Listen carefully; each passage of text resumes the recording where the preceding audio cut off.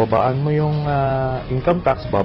yung income tax, babalik mo lang dun sa wisdom and essence nung initial bracket niya. So, ganun ho. Ibababa yun. Pero, at the same time, pwede tayong magdagdag ng consumption-based tax. Pwede tayong magdagdag ng consumption-based tax. Pwede tayong magdagdag ng consumption-based tax. Pwede tayong magdagdag ng consumption-based tax.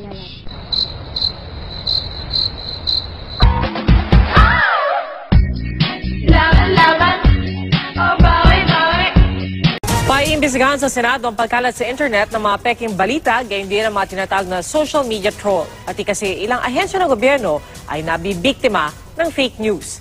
Saksi si Jam Sasante. When we got this, it said it had a cover document, confidential. This was submitted to us by Nika.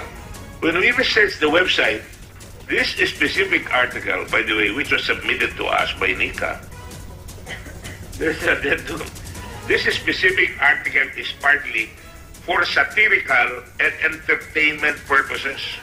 Ultimo National Intelligence Coordinating Agency ng gobyerno o NICA na peke. Kaya ganun na lang ang galit ni Senador Richard Gordon noong Oktubre sa ahensya na nagbase ng impormasyon sa fake news. Nitong Enero naman, may mga nagpakilalang abogado na nagsampa ng kaso laban kay dating Pangulong Noynoy Aquino at kay Mar Rojas na tinawag nilang Nutrition Secretary base sa isang BSP circular na non-existent pala o peke. Marami pa rin napaniwala dahil may mga kumalat na peking kopya ng circular sa mga website na nagpapakalat ng fake news. At hindi lang sa Pilipinas kundi sa abroad. Tulad nitong Disyembre nang magbanta ng nuclear retaliation ang Pakistani Prime Minister laban sa Israel. Dahil yan sa nabasa niyang plano raw ng Israel na nuclear attack laban sa Pakistan na kinalaunay natuklasang nabasa niya sa fake news. Kaya naman naghain ng resolusyon si Senador Kiko Pangilinan para imungkahi sa Senado na imbestigahan ang pagkalat ng fake news para tignan kung paano maaamyandahan ng 2012 Cybercrime Law at iba pang batas para mapanagot sila.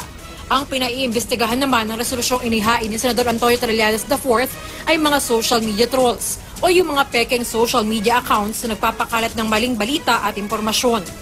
Kabilang sa tinatarget ni Trillanes ang mga gumagamit ng masamang lengguwahe at nagbabantang papatayin o gagahasain ang mga tutol sa sinasabi nila. Tila political trolls ang target pero hindi lang sila ang mga peking account. Noong Oktubre kasi, may peking Twitter account naman ng Pag-asa na naging basihan ng DepEd para i-anunsyo sa Twitter ang class suspension sa Metro Manila. Humingi ng paumanhin ng DepEd sa pagkakamali. Bukod sa Twitter, kabilang din ang Facebook sa platform kung saan kumakalat ang fake news. Bagay na ginagawa na rin ito ng paraan. May anti-fake news tools na silang din-develop at kasalukuyang sinusubukan sa Germany. Nagaya ng resolusyon si Senator Francis Kiko Pangilinan para maimbestigahan ang mga nagpapakalat ng maling balita o impormasyon sa social media tulad ng Facebook. Bilang sa nakapaloob sa nasabing resolusyon ay ang pagpapataw ng parusa sa mga social media platforms na pinapayagan ng pagpapakalat ng mga pekeng balita. Ay kay Senator Pangilinan, layunin ng nasabing resolusyon na matigil na ang mga nakakaalarmang pagkakalat ng maling o pagkakalat ng maling impormasyon.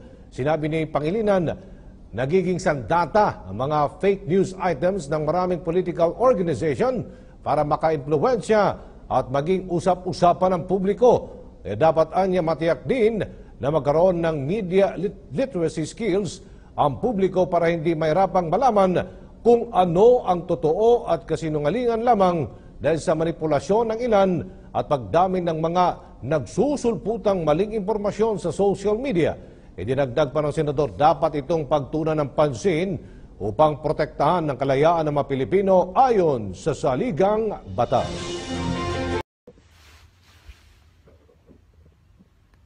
Hello po. Hello, Maharlikans. Nag-live uli ako. Magtatagalog na lang ako. Minsan na nga lang ako mag-English. Tinanggal pa ng, na-report nila yung video natin patungkol doon sa kay Jonathan Miller. So, dahil mabilis nilang naintindihan, dahil kasi nadedetect ng Facebook po kasi yung mga, mga bad words, like yung mga idiot na yan, mga ganyan-ganyan. So, ganun pa man, magtagalog na lang tayo. Total, Pilipino naman tayo. Since tayo naman nagkakaintindihan, wag ko na lang Englishin. Nahihirapan pa tayo. So, yung live video ko na pinaghirapan ko, na inaral-aral ko kung paano ko, nag-download ako ng software, kung paano ko ma-present sa inyo ng maganda yung mga ni-research kong mga clips. But anyway, tinanggal po nila. Pero hindi tayo susuko sa laban, Maharlikans. Walang sukuan sa laban. Na-i-upload ko na po. Upload ba? Tama. Na-i-upload ko na po sa YouTube. So, yung pinaka-buo nun, hanapin nyo na lang. But, ikukwento ko na lang in Tagalog uli. Yung na-obserbahan ko, i-share ko sa inyo. Mga minamahal kong Maharlikans. Okay. Yung video na yon, napansin ko, yun nga, napanood ko yung original. Tapos, yung nireport ng hunghang na yon, ay tinanggal niya, 'di ba? Pinasukan niya nag-insert siya doon ng video ng picture ni Putin at saka ni President Duterte during the meeting. So sabi ko nga, ano ang connect doon, 'di ba? Ano irrelevance kumbaga ang pinag-uusapan niya, ang tanong niya kay President Duterte, yung tungkol doon sa made up issue na extrajudicial killings. So nag-insert siya ng video, ng picture, tapos naglagay pa siya ng picture doon na since daw na naging presidente si President Duterte ay naging 5,000 na po ang namamatay. Okay, ulitin ko sa Tagalog dahil Pilipino naman tayo at mas nagkakaintindihan tayo. Sabi ko nga, ang 5,000 pong pinatay, mga kababayan ko, okay, ang 5,000 pinatay ay hindi po yun lahat ay operasyon ng gobyerno, meaning hindi operasyon ng mga kapulisan o yung assigned doon na mga police. Ang ibig pong sabihin, yung ibang mga pinatay doon na mga nakikita namin nakahandusa, yun ay mga inosente. Naniniwala po ako doon. Bakit? Bakit sila naging inosente? Bakit sila biktima? Bakit ngayon pinapalabas ng mga dilawan na extrajudicial killings yun? Alam niyo po, yung mga kawawang biktima ng mga pinagpapatay, hindi po lahat legit yun. Dahil yun ay mga gawa ng mga kumukontra kay President Duterte, mga drug lords. Yung senador na Corimao, na si Laila de Lima, na inaantay nating magbitay na. Yung mga generals na pinangalanan, sila po ang behind nun. Okay? Dahil gusto nga nilang sirain. Gusto nga nilang i-picture sa buong mundo na si President Duterte ay napakasamang tao, napakasamang presidente. Where in fact po, na gusto lang naman magkaroon ng pagbabago ng ating mahal na Presidente Duterte ang Pilipinas. Pero itong mga bugok, okay, mga bayarang media na tumatanggap ng payola, na nakikinabang sa mga dilawan, okay, sa mga opponents ni mga political opponents ni President Duterte, sila po ang gumagawa niyan. So alam natin 'yan. 'Di ba? Nire-remind ko lang po. So naloka lang ako dahil napakabilis po report kasi tinag ko yung Jonathan Miller. Actually 2,000 lang naman yung I think yung kanyang followers, like siguro hindi siya masyadong busy kaya na-report niya ang video natin na patutsad ako sa kanya, na tinawag ko siyang hunghang bugok. So tagalogin ko na lang po So ayun lang naman, Maharlikans, andito pa rin ako para magsaliksik, okay, mag-deliver sa inyo ng hindi ko opinion, okay? Kundi galing sa totoong pangyayari, hindi yung gawa-gawa lang, okay? Katulad ng mga media sa atin sa Pilipinas. Ed Linggau, di ba? Yung mga ganyan, Karen Davila, Lord de Vera, yung Lucy Cruz Valdez, halos lahat sila, wala ka nang mapili eh. Wala ka nang mapili. Alam nyo po, total, meron namang presidential communications. Doon na lang po tayo manood sa kanilang live kasi pagdating sa media, twisted na po yan. Doon na lang. So doon din po ako kumukuha sa government channel kasi to let you know sa lahat ng mga nagba-vlogs din, we have the right to get the video of government channels kasi kung mga taxpayers po tayo, may karapatan po tayo yan, nasa batas yan. Hindi tayo pwedeng, kumbaga once na in-report na kumuha man tayo ng video sa government channel, pag-aari din natin yan. Dahil gobyerno yan eh. Di ba? Kung taxpayer ka, you are entitled to use that video. But ganun pa man, Maharlikan, sa tutuwa po ako sa inyo dahil nandiyan kayo ng bonggang-bongga para sa laban sa ating bayan. Dahil, yun nga, di ba, sama-sama tayong panindigan itong laban na ito dahil hindi to kaya ni President Duterte dahil pipilitin siyang sisirain. Yung mga oligarkiya, ano po yan, gumagapang yan. Yung mga media, like tulad yung mga international media, yung katitira ko lang, Jonathan Miller, bakit siya ganun? Kung mapapansin mo yung Twitter account niya, puro po mga twisted yung mga pinagsasabi niya, puro tira ng tira kay President Duterte. Bakit? Napakadaling sagot. Bakit ito mga media na to gumagalaw? Ano po yan? Utos yan ng mga malalaking negosyante, ng mga oligarkiya na nagmo-monopolize sa atin sa Pilipinas. Sila ang nagkokontrol. Tulad ngayon, I don't know, itong larangan ng ating komunikasyon. Ayoko na lang i-Englishin kung saan ako nagla-live ngayon. Ako, duda ako na may mga sabwatang nagaganap. Sabi ko nga, pwede nila i-shutdown tong page na to, but syempre, marami pa naman tayong outlet, YouTube, whatever, magkita-kita na lang tayo doon pag shutdown nila ito, Maharlikans. Total, andyan lang naman ako. Kung shutdown na yung isa, lipat ulit tayo para marinig tayo, Maharlikans. So, yun lang po. Mabuhay kayong lahat. At I don't know, kung nakikita yung pajama ko dito, patulog na ako. Hindi ko alam, minsan hindi ko na-detect yung video. Nakapajama ako sa baba, yung totoo niyan. Tapos nakabihis lang ako ng ganito para naman mukha akong tao sa inyo. But ganun pa man, minamahal kong mga kababayan, minamahal kong Maharlikans. I'm so happy po, masaya po ako dahil naririnig po yung boses natin. Sama-sama po tayo. Sabi ko nga po ang makikinabang nito, ang ating mga apo. Diba? Sabi ko, 30, 40 years from now, patay na tayo, wala na tayo. So, tulong-tulong tayo para mabago ang Pilipinas. Alam ko na hindi ganun kadali na mabago. Dahil kapag may mga taong gusto ng pagbabago, tulad ni President Duterte, may mga tao din gustong sirain. Dahil gusto nilang maghari ang kasamaan. So yan lang po, mabuhay kayong lahat at mahal ko rin kayo. Thank you very much. I wish, kung pwede ko lang kayong yakapin ng sabay-sabay, di ba? Yan lang mga nagbibigay ng heart sa akin. Kung pwede ko lang gawin yon, gagawin ko. But sincerely, from the bottom of my heart, natutuwa po ako dahil sinasamahan niyo ako sa labang ito. Mabuhay po kayo at mag-ingat po kayo. Alright mga friends, ako po si Tinging Pinoy. Ang labanderang nalulusaw na naman. At ang labanderang iisang kulay lamang ang t-shirt. Ano nga ba yung topic natin ngayon? Ano nga ba bakla sinulat ko? Dapat tayo magsalita, bawal? Ayun. Ang topics po natin ngayon ay should General Bato resign? Yung pang Trillanes the Troll. Number 3 ay, yung mga bakla sa Facebook Live. Kasi ito yung problema ko, pag nag-start ako ng Facebook Live, inilista ko yung talking points. Hindi ko na nakikita yung talking points pag nag-live ako. Sandali lang, may pogi. Uy, bakla, nagpo-push up siya, oh. Ang sakit, no? Sakit sa bangs. I know. Alam mo, paandar yan. Nakita lang na tumitingin tayo, dito na nag-exercise. Doon nag-exercise yun sa kabila, Landi. Hindi ko rin makita, yun lang nakikita ko, Alin? ganito lang. Should Bato resign? Anyway, ganito. So, nabalitaan nyo na ba yung nangyari? Yung Koreano daw, chinukchak sa loob ng Camp Crame.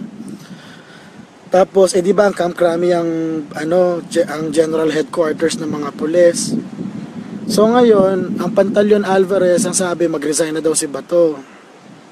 Tapos ngayon, ito namang si Mocha, expected naman natin na defender ng Duterte yan, galit na sinabihan siya na ay bakla o siya gumaganon. Exercise yun. Ha? Bakit yung sarap yun ang exercise? Ba't dito nakatutok?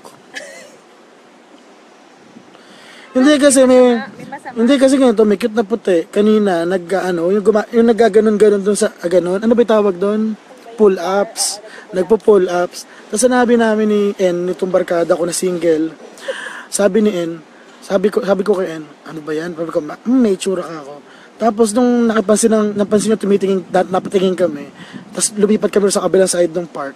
Siya naman, takbo balik-balik na gano'n. Tapos, napansin niya, tumitingin kami. Tapos, na pangatlong balik na niya, ang putang ina, wala nang t-shirt. Bakla, mamaya, pag tumakbo yan dyan, wala nang short. mamaya, bakla tatakbo yan, nakabrief na lang. Gwapo naman siya eh. Hindi gwapo, maganda lang katawan. Hindi ko gwapo. Hindi masyado. O, tingnan mo, saan niya tinututok yung mga kakababoy, ano ba yan? Pakita mo. Susumbo ko kayo sa CBCP. Papakita ko po sa inyo, ha? Walang biro talaga. Ayun o, ayun. Yun lang. Nakita nyo yung nasa malayo na yon. Dito po, mga ano lang yan, 10 meters lang from me. Oh. Okay, itutok natin doon habang nag-uusap tayo tungkol kay Bato. Ay, tapos. Alright. Oh, nakita niya na? I-zoom natin ng konti. Nasuzoom ba yan? Oh. I-zoom po natin ng konti. Ayun siya. Oh, kita nyo? Oh, yan, zinom ko na. Oh, okay. Akala nyo nagchichismis lang ako pag may sinasabi akong gwapo. Meron nga talaga. Okay, punta tayo sa tanong. Si Bato ba magre-resign? Sa akin lang, tangina hirap mag-focus, di ba? Appear bakla, appear. Oh, yan o. Akala nyo niloloko kayo eh. Meron nga. Oh, sabi ko sa inyo, kanina nga kasi naka-t-shirt yan. Oh, ngayon nakahubad na. Oh, ngayon naharap na. Oh, pak. Tapos ngayon, ang siste, oh, nakita nyo na. Okay. So, ang siste ngayon, si Bato dapat, feeling ko, hindi ako natuwa nung balik na natin nakakahalata na siya. Okay, balik tayo sa usapan. Kanya niloloko ko kayo ah. Anyway. Tawa na tawa si Emma. Okay, balik tayo sa usapan. First and foremost, hindi ako natutuwa nung kay Bato lately. Kasi di ba yung pumunta siya sa Las Vegas, di ba? Tapos nung nagpunta sa Las Vegas, namatay si Espinosa. Tapos nung nagpunta naman siya somewhere, may nangyari na naman, may nasagasaan na naman sa... nagpunta siya sa Shanghai, may nasagasaan naman sa US Embassy. Pero, on the other hand, hindi ko... Bakla kaya natin umalis ng venue. Mga readers, pagpasensyahan nyo na po talaga. Eh, paano gagawin ko? Ayan o, nakabalandra sa amin. O, paano ako magpo-focus nito? Ayan o. Diyos ko, Noela, ano gagawin natin din? Bakla, laway mo, tumutulo. Hindi naman, tatawa lang ako. Bakla, tumulo talaga. Tiyan mo yung cellphone mo, may laway. So, sinasabi po namin dito. Bakla, doon tayo, doon ka humarap. Doon ako haharap. Bakla, ang hirap po talaga mag-focus mga readers. Kailangan po namin umalis dito. Kasi pag hindi kami umalis, hindi matatapos yung lintik na astipi na to. Bakla, may iba pa bang part? Lumayo tayo sa tukso. Magagalit sa atin ng CBCP. Kasabihan kayo makamundong, may mga makamundong kang, ano ba yun? Makamundong pagnanasa, mga ganong eksena. Mas malalaman mo pag tapos mamaya sabihin sa'yo na CBCP, kayong mga may makamundong pagnanasa, magkumpisal lang kayo, magbagong buhay na kayo. Tapos pag nagkumpisal ka, mamanyakin ka naman ng pare na nagkukumpisal sa'yo na hindi balita. Bakla. May kilala ko niyan. Doon sa natin, hometown natin. Ay, Ano ba? ay bakla, nagsakristan kaya ako doon. Oo. Been there. Moving on. So, on one hand, medyo disappointing nga talaga yung ibang mga naibabalita kay Bato. On the other hand naman po, alam naman natin na madumi naman ang PNP dati pa. So, ang tanong kasi dito, yung nangyari dyan sa Koreano na yan, is it because of Bato's leadership? Or is it something that Bato is actually working on right now? Gets? Kasi ang masisisi ko lang si Bato, pag either one, sobrang tagal na ang lumipas and he hasn't changed the situation, or number two, yung incident was actually because of him. First po, 6 months pa lang si Bato. Ano nung maasahan mo sa 6 months? Yung pinangalanan ni Duterte na general, hindi pa nga nakukulong eh. Si Garbo, si Loot, o diba? Eh, tanong, bakit po hindi nakukulong? Kasi po, ang fact of the matter dyan, ang binoto po natin sa nung Mayo, si Duterte lang. Yung legislature, yung judiciary, puro trapo pa din yun. Diba? Kaya wag tayong wag tayong attach sa change. O, tingnan nyo lang po yung Senado, puro LP. Good luck. Anyway, saan na ba tayo? So, sinasabi ko po dito, bigyan natin pa ng konti pang chance ba to? Masyado pang maaga. Kasi po, pagkatapos nung... Direct tayo dyan. Kaya lang, kasi po, ang sisti ko dito, si Purisima nga eh. Diyos ko, yung mga ginawa ni Purisima, walang-wala yung nangyari kay Bato. Napatawad yung dilaw si Purisima. Tapos ngayon, Bato resign. Kung kaya pag mukha nyo i-resign ko, no? Okay, ano ang tanong mo? Message ko kay Bato? Message mo for General Bato. Message ko kay General Bato. Nasaan ka man, General Bato? Tandaan mo, lahat ng paghihirap ko ay para sa'yo, para makatapos ka sa eskwelahan. Kaya dito, sumali po ako sa Wawawi. Para lang baka sakali, makadagdag tayo sa pantustos natin, sa araw-araw na pangangailangan. Maraming salamat po, Kuya Willie, sa lahat po ng bumubuo ng ABS-CBN. At lalo na po sa Wawawi. Malaking tulong po ito. Happy hooray! Okay, ano ba yung next item? Baka natin mo nga yung talking points. Trillanes. Okay, Trillanes. Ito yung chismis dyan. Di ba, pumutok yung CIA leaks.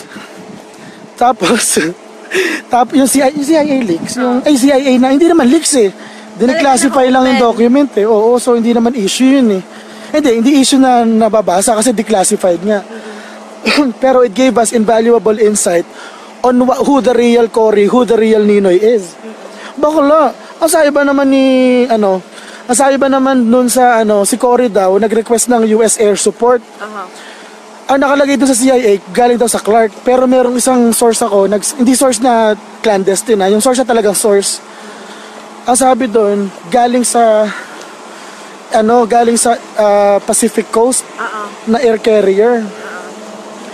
Anyway, ang point po dito, sa sobrang gahaman ni Cory sa kapangyarihan, dead man na siya kung may pasabugan na.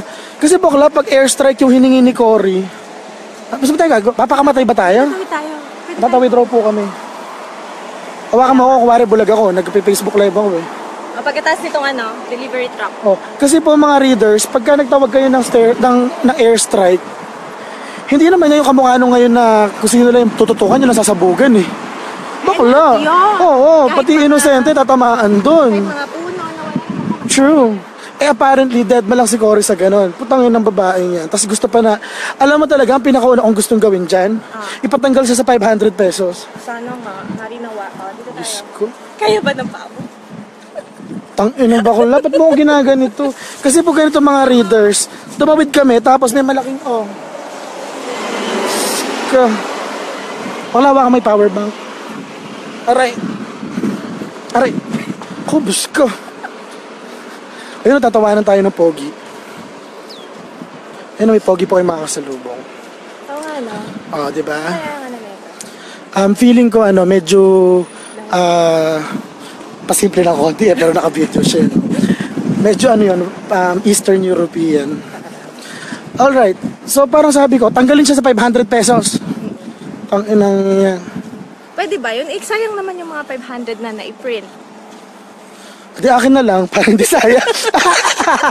Nasasayang ka sa na-print, di akin na lang. Sayang naman tayo sa resource. Di akin na lang, walang problema. Di ko naman aayawan yun. Di mo naman magagamit yun pag tinanggal na yun. Obsolete na. Hindi, may 2 years pa yun na ganun. Pag nagsabing, papalitan na natin yung Oo, tsaka inintay mabulok yung papel bago yung tuluyan na i-decommission. Pero at least, wala tayong gagawin bago na Cory. Pwede naman yun eh. Kasi di ba, nagpalit tayo ng papel na yung alam mo ngayon, di ba yung pera natin ngayon kulay ice cream? Yung dati hindi medyo matamlay yung kulay. Di ba ang tagal naman bago na dinecommission yung matamlay yung kulay? Baka na di ba mo ang kulay ice cream yung masyadong vivid na pastel, parang ganun yung colors ng pera. Pati na lang parang isang tao na lang, parang dito sa Singapore, parang isang tao lang ang nagamit nila sa mga pera. Oo nga, sa akin, lapo-lapo na lang ilagay lahat dun. Oo nga, ba't nga ba hindi? Siyempre, name recall, tingnan mo si Mar Rojas, inilagay sa 100 pesos yung ama. Putang ina, 1 year, 10 months lang na ba naging presidente, Dileche pa, Pilipinas. Alam mo si, Manuel Rojas? Siya yung unang presidente pagkatapos ng World War II. Yung pagkatapos ni Laurel. Si Bakla, 1 year, 10 months lang naging presidente. Tapos, ang legacy niya sa atin, parity rights. Alam mo yun? Yung parity rights, binigyan ng equal economic rights ang mga Amerikano sa Philippine soil. Ay, ganun? Oo. Bakla, paano ka... Talaga? Yes. Bakit equal? Hindi ba dapat tayo medyo angat? Kasi nga, binenta niya bansa natin. Hindi naman pala tama yun. Oo. Bakla, paano tayo kung halimbawa, business owner ka, small business owner, o paano mo talabanan yung kapital ng puti? Wala, patay ka. Ganun ang ginawa ni Manuel Rojas. O pagkatapos mo nun, ginawa pa niya yung surplus war material scandal. Was that? Ano, yung mga tinatirang mga jeep-jeep, mga tangke-tangke, yung pagkatapos ng World War II. Itinambak na lang sa atin, hindi na nirepatriate sa States. Kumbaga, bibenta na lang daw natin or ewan ko, basta. Bigay or binenta? Bigay na lang ng States. Di ba yun ang ginamit natin as transportation? Parang yung jeepney? Hindi ko alam kung ano nangyari, pero ang alam ko doon, binenta nila, tapos kinurakot lang din. Kumbaga, bigay ng States? Kinurakot. Tapos? Kinurakot. Meron pa yung school supply scandal. Bakla, 1 year, 10 months, naka-polish na ng mga 3 levels. Oo. Tapos ilalagay mo pa sa 100 pesos. Pang-inang yan. So, mabalik tayo kay Trillanes.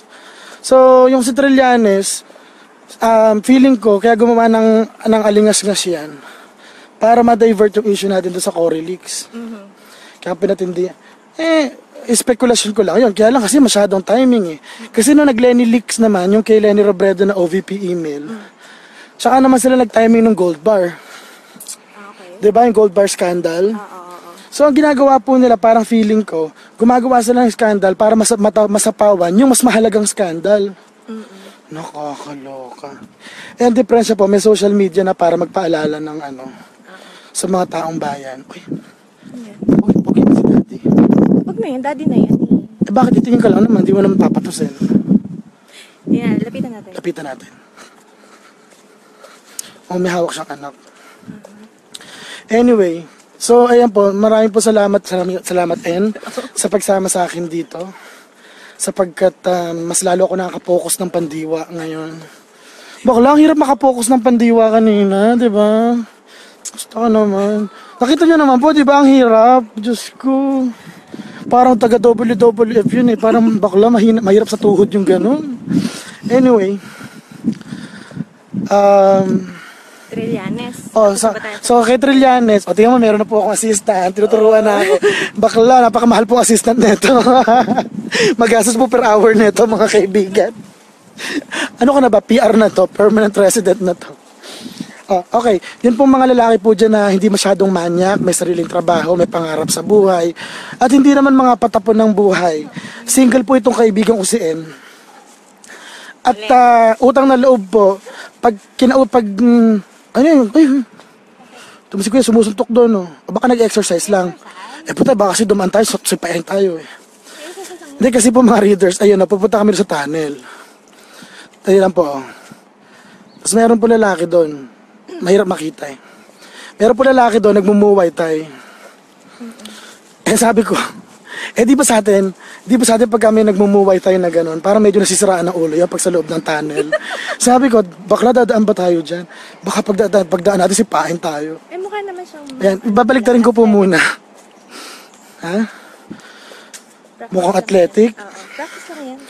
Ani ko athletic, kung tadyakan ako yun, ani pag-athletic niyan. Wala yung harmless yan, harmless. Oo. So, sinasabi ko po dito, yan si Trillanes, gumagawa lang ng alingas-ngas yan. Kumagawa lang ng issue. Huwag na nalang pansinin. So, siya na ngayon ang troll? True. Kasi nag-out ka na, so hindi na pwede. Oo, ano pa. Ngayon na nabubuisit sila. Si Kuya, tumatadyak.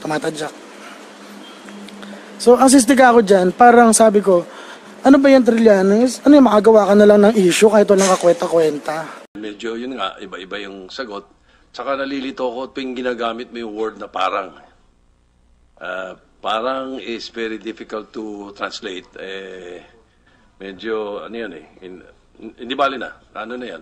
Komentaryo ko na lang yan. Meron lang ako mga lilinawin, no, para mawala yung confusion ko. June 11, 1959 ka pinanganak. Kailan pinugutan ng ulo yung father mo? 27, sir. September 9-10. 1977? Oo, sir. So, noong 1982 hanggang 1988, pumasok ang CAFGO. Na sabi nyo, wala palang CAFGO, si HDF ngayon, sabi mo dati, no? So, chinek nila yung CAFGO, sabi ng CAFGO, wala ka doon, walang pangalan mo doon. Ngayon, chinek yung CHDF. Sabi ng Public Affairs Army Chief, Colonel Howe, wala raw records mo sa CHDF. Puntahan lang yung barangay namin, sir. sa Barangay Tamayong. Talagang nakakilala yung mga tao doon lahat sa akin, sir. Sige, pag-check din ulit natin. Yung Barangay Tamayong, sir, talaga. Dinadagdag ko sa pagpapalinaw sana eh. Oo, sir, oo, sir. Pero yun nga ang binigay ng Philippine Army na sagot eh, no? Okay. Magpapalinaw lang ho tayo na, Senator Soto, with your permission.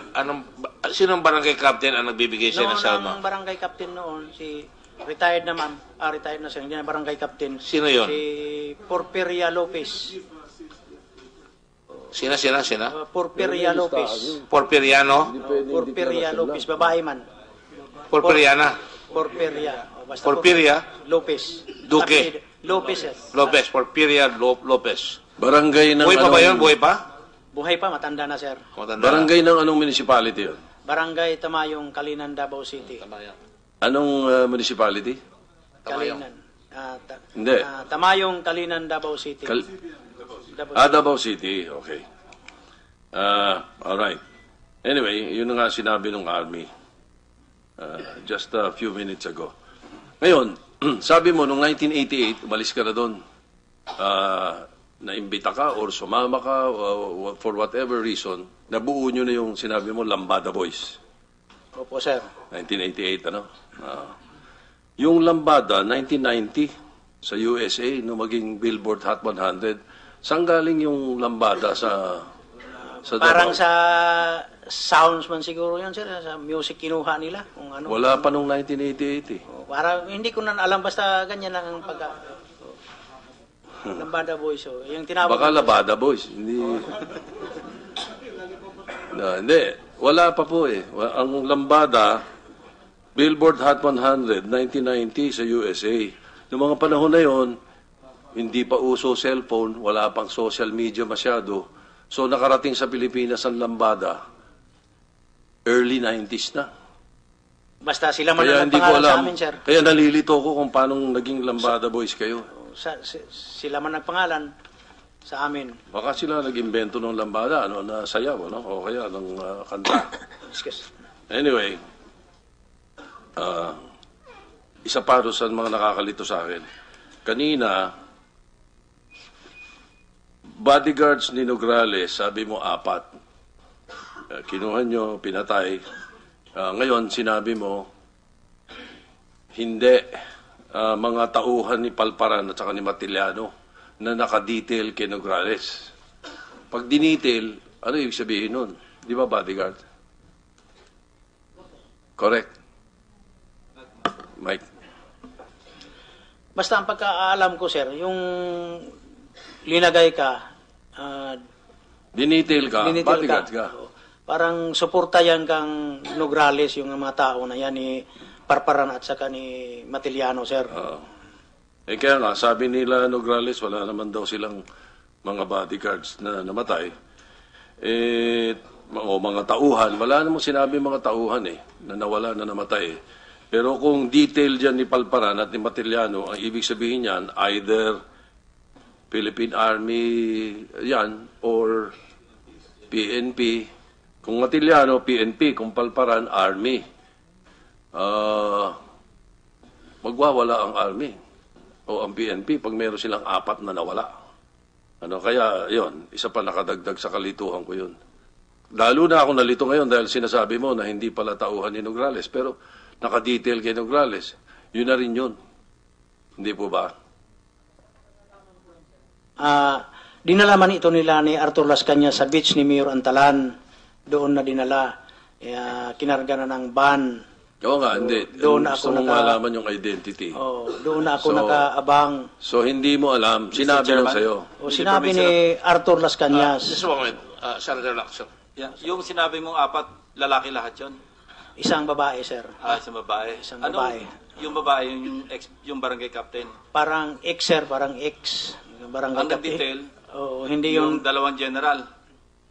Ewan ko lang bakit nasama yung babae, sir. Kasi paano ma-detail? Hindi nila tao yun, kasi barangay. Parang yung babae, parang guide siguro sa kanila yung sa mga lalaki, sige, sir. Thank you, Mr. Chairman. Parang lalo ako nalilito. Sige, forward na ako. Yung kay Richard King, sabi ni Congressman Roque, attorney siya ng pamilya ni Richard King. Identified na raw yung assailants at saka mastermind eh. At may mga kasong pending. Paano? Pero ina-attribute mo kay... Ako man lang ang pinupulgay dyan, sir. Oo nga, pero pina-attribute mo kay Vice Mayor. Di ba? Sabi mo Basta nung yung pagkarinig ko lang, mga usap-usapan lang yung mga tao, sir. mabigat po yung nakarinig ko lang. Mabigat po yun. Narinig ko lang yun, sir. Ngayon, sumunod. Yung Rappler report, I'm sorry, may report kanina na sinabi Senator Lacson, lumabas sa Rappler. Yung Rappler po, isang internet or social media entity, no? News, po yan. Meron pong nagpa-file ng complaint ngayon na inambush mo at binaril mo raw, na-identify ka nung huling relevant po ito dun sa pagkakabanggit nyo sa date eh. Kasi yung tinatanong kanina ni Senator De Lima, kailan ka ba talaga nagpunta kay Senator De Lima? 2014 o 2015? September 1 ako dumating dito ng Maynila. September 1. September 1. Sa Maynila. Kailan? 14. 2014. 2014, September 1. Nagpunta ka kay Senator De Lima. Opo. Sino Doon ako sumurinder sa DOJ, sa mga gwardya. Saan po? Saan? Sa DOJ? Opo. Tapos yung mga gwardya sa labas, Sa security labas, guard, gano'n. Security guard, kinuha naman ako papasok. So September 1, 2014. May record nito doon. Meron, kay dinala naman ako sa MBI. Tapos? Doon ako nagsalaysay yung torture ko. Tinorture ako ng mga pulis. So from 2014 to 2016, confined ka ngayon doon? Hindi ka na lumabas? Lumabas na ako, sir. Ha? Lumabas na ako, sir. Lumabas ka? Lumabas na ako, sir. Hindi. Nung pagkatapos mo magsalaysay, nasabi mo, tinorture ka ng mga pulis. Nagpa-file ka ng nandoon complaint. ako sa kwan, sir. Nandoon ako sa TS namin. Saan? Sa TS, yung safe house. Yung safe house nung DOJ? Okay, Opo. bali tinanggap ka na sa WPP? Opo, Sa Witness Protection Program. So, hindi ka na umalis doon? Hindi na, sir. Kasi October 23, 2014 yung sinasabi na inambush mo siya eh. Nabuhay yung binaril nyo eh. Nandito na ako? Paano ko? Nandito na ako. Anyway, it will be his word against yours. May record yan sa MBI. May record yan, sir, sa MBI. Yun na nga, Nandito na ma-check ako. naman natin yan. So, habang nandudong ka, from 2014 to 2016, 2 taon, naibigay mo na yung bakit hindi nag-file ng kaso? Walang nangyari. Ang DOJ. Kaya nga, sir, walang nangyari. Naghihintay Laban ako. sa DDS o kay President Duterte, ba't hindi nag-file ng kaso? Siguro, baka busy sila, kung ano. 2 taon? Hinihintay ko lang. Hinihintay ko lang makuha yung kaso ko. Ha? 2 taon? Busy? 2014 yan lang ang to 2016 hanggang umalis ka eh. Yan ang pag-isip ko lang, sir. Kasi pero walang nasasabi na, sa'yo doon sa WPP, sa safe house mo, 2 taon ka ron. Hindi ka man lang nagtatanong, ano nangyayari sa kaso natin? Wala naman lang, sir. Naghihintay naman lang ako tatawagin ako, sir. So, can the NBI confirm that he was there the whole time? From the time that he complained in September 1, 2014 to he said he left in April of 2016 or May, first week of May, dahil sabi mo before election eh. Excuse me, Director Lavin? Yes, sir. Can you confirm that? Your Honor, he was there only on September 4 when we took his statement. After which he went September back 4, to... September 4, 2014. 2014, Your Honor. Hindi September 1. No, Your Honor. We took his statement September 4, 2014, after which he went back to WPP, Your Honor.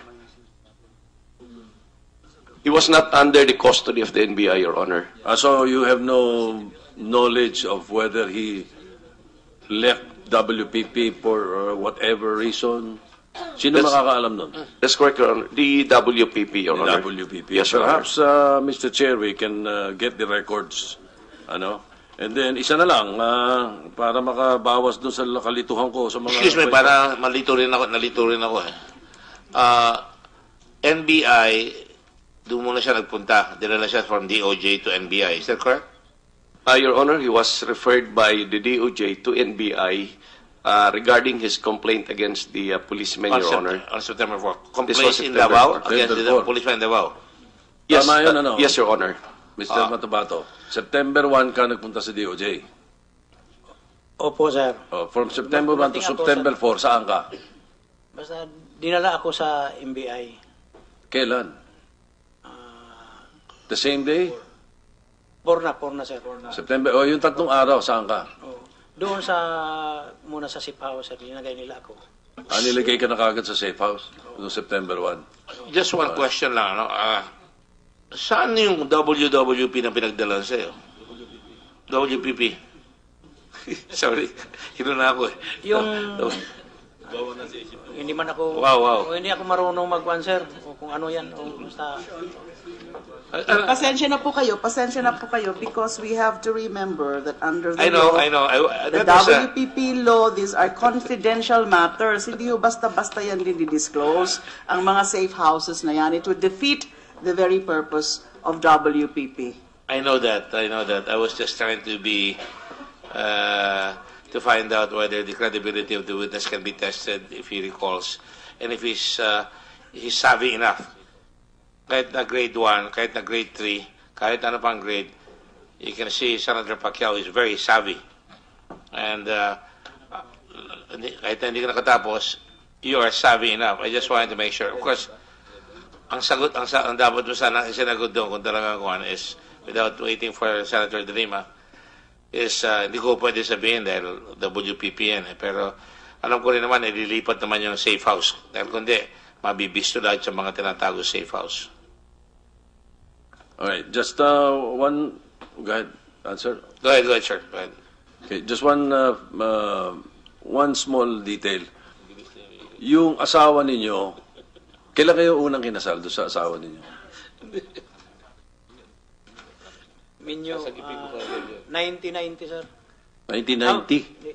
70... Wala, yun 89, sir, kinasal ako ng asawa ko. 1989, kinasal ka sa asawa mo. Tapos naghiwalay kayo. Naghiwalay kami, sir. Yung nagkaroon ka ng kalibin. Dalawang beses, sir. Yun na nga, tinasabi ko sa kanila. 2 beses, ano? Iba yung ngayon. Yung ngayon, walang kaalam-alam sa trabaho mo dati. Yung mga kuang ko, sir, wala yung... Yan. Yung isa, yun yung nakokontak nila. Yung in-between ng asawa mo at saka nung kalibin mo ngayon. Yung may magpinsan man yun sila. Yung asawa ni Sally Macdo at saka yung asawa ko magpinsan, sir. Yun yung number 1, number 2, o number 3? Yung pangatlo, sir, ngayon. Yung number 3. Yung number 2? Yan talaga yung may anak ako, sir. Doon. At saka yun yung nakokontak. Yung walang anak, sir. Yung nakokontak nila Las Cañas. Yung number 2. Itong last, sir. Itong last. Itong huli. Kailan kayo nagkilala nitong pangatlo na naglibing kayo? Anong taon? Hindi ko pinangimasukan ng personal nyo. Gusto ko lang maayos yung records ko ng taon. Parang 2006. 2006, sir. 2006. Alright.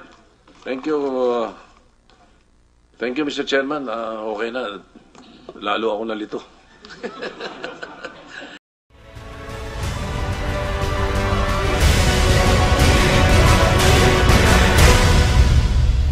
If you're a God-fearing Filipino and you are not into something which is destructive to your fellow men, you have absolutely nothing. I will die for you. Plano ni Magdalo Representative Gary Alejano na baguhin ang pangalan ng Pilipinas. Ano raw? Sa isinumiti niya ang panukala na House Bill number 5867 bubuo ng komisyon na mag-aaral kung ano ang dapat na bagong pangalan ng bansa. Ayon kay Alejano, panahon na raw para kumawala sa kolonyalismo at bumuo ng sarili nating national identity. Di raw tulad ng ibang bansa na sinakop ng mga dayuhan, itinuloy natin ang paggamit ng pangalan ng Pilipinas na binigay ng mga Espanyol. Ito si Secretary Aguirre, dapat tigil-tigilan niya ng pagkuha ng intel niya sa mga Facebook trolls, ano? So, ganun na nangyayari. Puro sa Facebook eh. Tigil-tigilan niya kaya yung Facebook at mag-trabaho siya na maayos sa DOJ. Basta pagka nawala ito sa pwesto ito si Duterte, sama-sama yan pupulutin sa kangkungan. Muli namang bumuelta ang ilang senador laban kay Justice Secretary Vitaliano Aguirre. Ayon kay Senador Antonio Trillanes, dapat tigilan ni Aguirre ang pag-Facebook at pagkuha ng impormasyon mula sa mga internet trolls. Babawian naman daw ni Senador Bam Aquino ang kalihim sa pagdinig ng Senado dahil sa hindi niya paglabas ng public apology. Wala raw kasing balak humingi ng paumanhin si Aguirre kahit binawi na niya ang akusasyon na sangkot si Aquino at iba pang mga taga-oposisyon sa gulo sa Marawi. I have nothing to apologize for. I believe it's my duty. I believe that it's not necessary because it will be just a waste of time. Alam mo, let's move on. Alam mo, lahat tayo na nagkakamali, if ever. Kaya wag na nating palakihin. Gusto kong marinig mismo mula sa kanya na kung ano talaga nangyari, no? At kung bakit siya naniniwala sa fake news. Alam mo, kung yung Secretary of Justice natin mismo, may mga problemang ganyan. Hindi lang po yun problema ng kanyang ahensya, problema po yun ng ating buong bansa. Puro sa Facebook eh. Tigil-tigilan niya kaya yung Facebook at mag-trabaho siya na maayos sa DOJ. Papa-produce natin sa kanya yung mga Facebook intel niya. Tignan natin paano siya pagtawanan ng taong bayan. Itinaas ang bandila ng Pilipinas sa Marawi bilang paggunita sa anibersaryo ng kasarinlan ng bansa. Ito ay kahit hindi pa tapos ang bakbakan sa syudad. Pero sa nakuhang impormasyon ng News 5, tila may hidwaan na sa kampo ng Maute Group at Abu Sayyaf. Umaaksyon si Kay Imson. Naririnig pa ang pag-ikot ng 3 OV-10 ng militar ng itaas ng watawat ng Pilipinas sa Marawi bilang paggunita sa anibersaryo ng kasarinlan ng bansa. Hindi napigilang maluha ng ilan sa gitna ng seremonya. Kahit ang Vice Governor ng probinsya, naging emosyonal. Napakalungkot isipin na wala kami sa mga bahay namin. Hindi namin kasama yung mga pamilya namin. Dapat sana maganda yung masarap sana yung kinakain namin ngayon. At nakikita naman nyo, salo-salo tayong kumakain dito, maski sa hirap at ginawa. Ngayong araw, target ng AFP na tuldukan ng krisis dito sa Marawi, pero tuloy pa rin ang bakbakan. Sa text messages naman na nakuha ng News 5, makikitang tila nagkakairingan na ang mga Maute at Abu Sayyaf. Sa unang bahagi, hinahanap ng isa ang kanyang mga kasama dahil nando na raw ang Marines.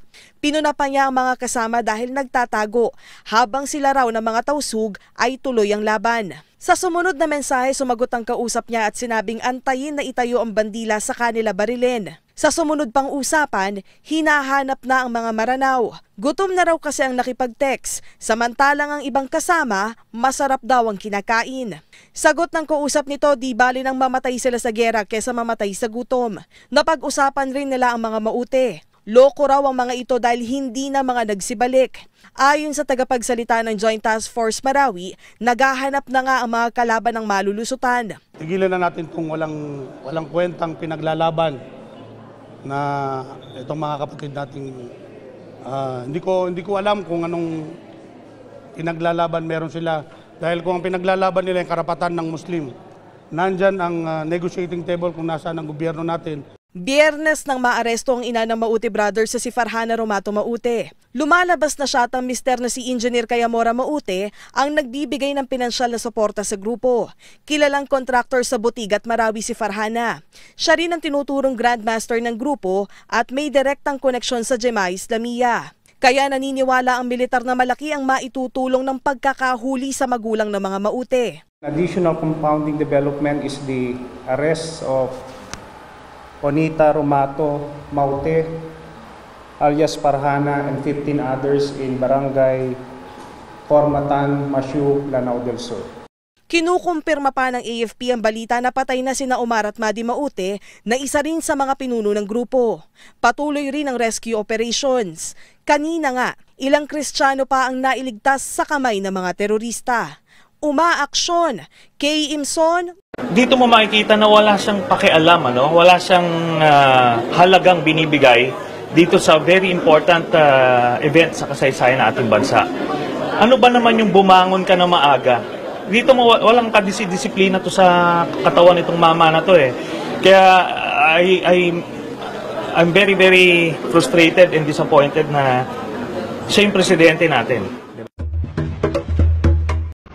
Ito sana ang unang pagkakataon niyang pangunahan ng pagdiwang ng Araw ng Kalayaan bilang Pangulo ng Bansa. Pero bigla ang kinansila ni Pangulong Duterte ang kanyang pagpunta dito sa Luneta. Ilang minuto lang bago mag-umpisa ang programa bandang alas 8 kanina, inanunsyo ni Presidential Spokesman Ernesto Abella ang balita.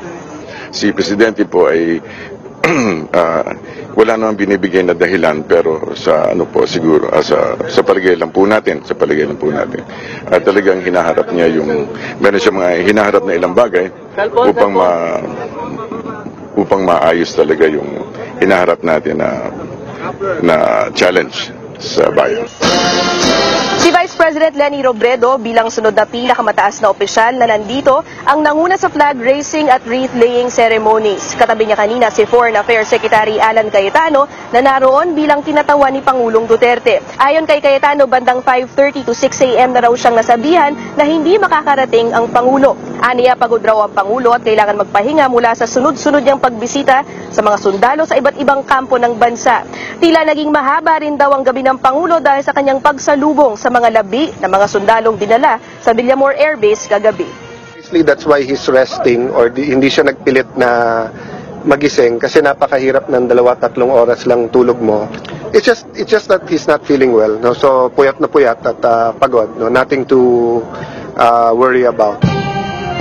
Kanselado na rin ang tradisyonal na Independence Day dinner kung saan nagkakaroon ng isang luncheon para sa mga miyembro ng Diplomatic Corps sa Malacanang. Ani Cayetano, wala raw sa mood si Pangulong Duterte magbigay ng toast doon dahil sa dami ng namamatay na sundalo at dami rin mga pamilyang nawawala o napapaalis sa kanilang mga tahanan dahil sa krisis sa Marawi. Ina Andolong, CNN Philippines. Maliban sa Luneta, naganap din ang flag raising ceremony sa Aguinaldo Shrine sa Kawit, Cavite na pinangunahan naman ni Senador Panfilo Lacson. Pinaglabanan shrine sa San Juan City sa pangunguna ni Senador Sani Angara at gayon din sa Bonifacio Monument sa Caloocan sa pangunguna naman ni Supreme Court Associate Justice Mariano Del Castillo. Dito naman tayo sa mga balitang tumitrending. Unan na riyan ang umano'y word war ni Davao City Mayor Sara Duterte at Senadora Risa Ontiveros.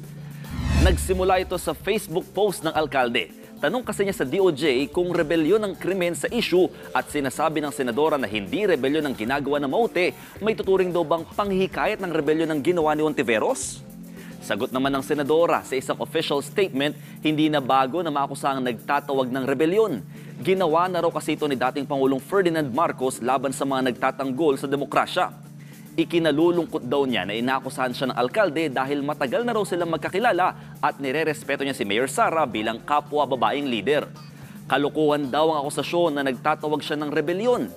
Katawa-tawa raw ito gaya ng fake news tungkol sa kanya, lalo't kinundenan niya ang ginawa ng mga terorista.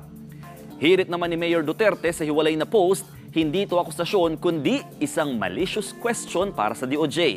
Insert evil laugh. Hirit pa niya para saan pa at naimbento ang question mark kung wala itong gamit sa pagbuo ng mga pangungusap. Hindi niya raw kasalanang hindi pinag-isipan ng senadora ang sagot sa kanyang interview. Vice President Leni Robredo calls on Filipinos to fight for democracy and equality during a speech at the Defend Democracy Summit, or DDS, on Independence Day. Speaking before students and civil society groups, Robredo says the country's institutions are, quote, eroding and weakening. The summit also featured workshops on topics like upholding human rights and the truth. Let us listen to each other and continue to collaborate.